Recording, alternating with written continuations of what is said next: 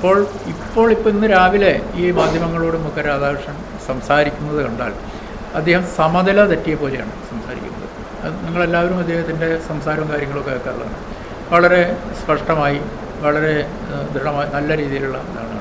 ഇന്നാകെ ഒരു ഒരു ഒരു ഒരു എന്തോ ബാധിച്ച പോലെയുള്ളതാണ്. അപ്പോൾ സമനില തെറ്റിയിട്ടുള്ള ഒരു രീതിയിലാണ് കാണുന്നത്. അപ്പോൾ അങ്ങനെ പരാജയം ഉറപ്പായിട്ടുള്ള, സമനില തെറ്റിയിട്ടുള്ള ഈ സന്ദർഭത്തിൽ എന്തും ചെയ്യാൻ പിടിയില്ലാത്ത ഒരു സാഹചര്യത്തിൽ കൂടിയാണ് നീങ്ങുന്നത്. ഈ കാറിൽ കണ്ട ആൾക്കാരും അതിലുണ്ടായിരുന്ന ആളുകളൊക്കെ ഞങ്ങൾക്കൊക്കെ നല്ലോണം അറിയാം. രാധാകൃഷ്ണൻ്റെ വളരെ അടുത്ത ബന്ധുക്കളാണ്. അച്ഛൻ്റെ പെങ്ങളുടെ മക്കളും കാര്യങ്ങളൊക്കെയാണ്. പിന്നെ വീടിൻ്റെ അടുത്തുള്ള ഒരാളാണ്, നമുക്കറിയാം. അപ്പോൾ എന്തും ചെയ്യാൻ മടിയില്ലാത്ത ഒരു സാഹചര്യത്തിൽ കൂടിയാണ് നീങ്ങുന്നത്. അപ്പോൾ മുഖം മൂടി അദ്ദേഹത്തിൻ്റെ ഇല്ലാത്ത കെട്ടിപ്പൊക്കി ഉണ്ടാക്കിയിട്ടുള്ള ഓരോ കാര്യങ്ങളും ഇന്ന് ആ മുഖം മൂടി അഴിഞ്ഞു വീഴുന്ന ഒരു സാഹചര്യത്തിൽ കൂടിയാണ് പോകുന്നത്.